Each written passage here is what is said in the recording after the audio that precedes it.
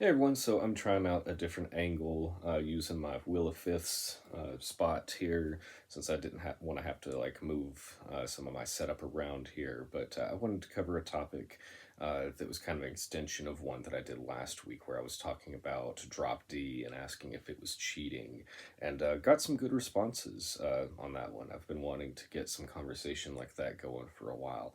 So let's maybe drop a new topic in there, asking if maybe it's cheating. And today we're going to talk about capos. This was the first capo that I found. It actually belongs to my wife. You can tell them apart because of the pink right there. But it's a good capo, so I'm just going to go ahead and use it for today. So the topic with the drop D is, making certain chords easier to move around, only using one finger instead of combinations of fingers. But what about using a capo?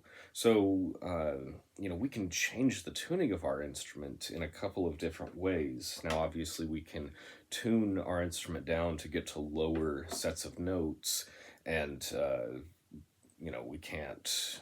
We're kind of limited on how we can actually do that aside from just tuning the strings down. I know someone in a comment is going to be like, oh, you could take a Floyd Rose bridge and hold it down and stick a block up in the back end and then change the action. And sure, fine, go for it. Yes, you can do that.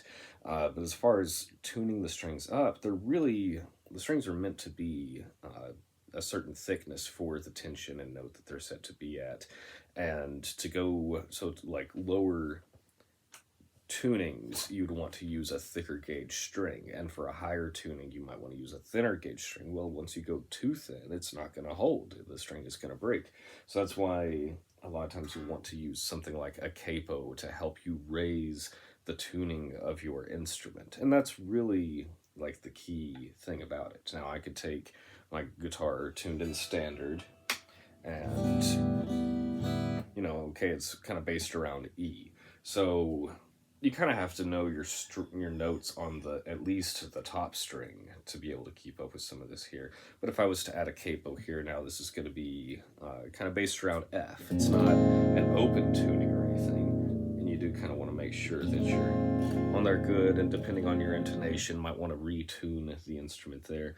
But now, an F chord shape or an E chord shape is now suddenly an F chord.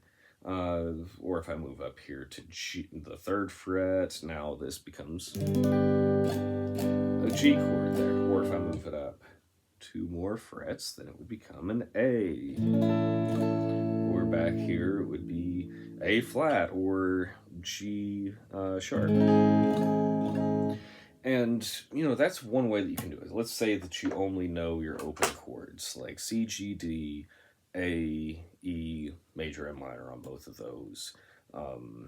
You can play a lot of different songs and, move this up there to kind of work around, but you're locked into those chords.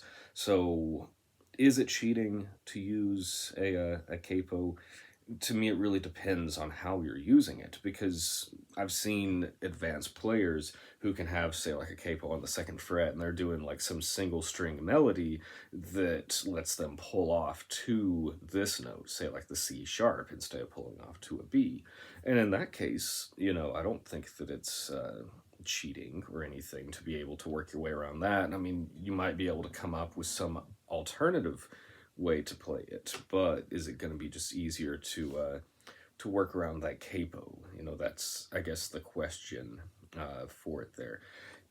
If I was only going to be playing for, say, 30 minutes to an hour or something like that of a set of songs, and that might be a requirement, I'm probably just going to stick to regular bar chords instead of using a capo. I can just take that E shape and I can do a bar with my index finger and get the same thing done.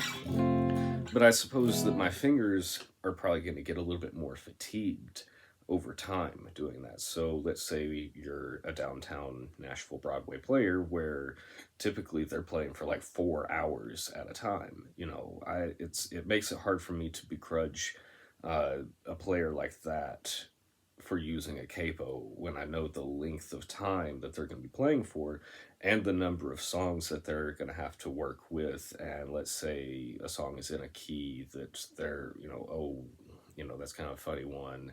I'd feel more comfortable playing this for the first time in front of an audience with a capo on. I can kind of get that.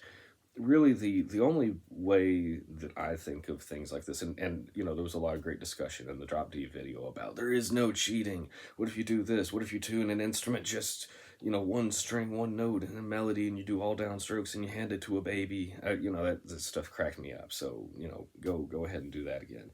But the only way that I see it as being cheating, it wouldn't be cheating the audience or anything. It's really just cheating yourself as a musician if you rely on it to not learn beyond a certain point. If you have no interest in learning beyond the G, C, the D, the E, the A minor, and major chords on those, if you use it that way as a way of avoiding learning and advancing your knowledge, then yeah, you're cheating, but only yourself.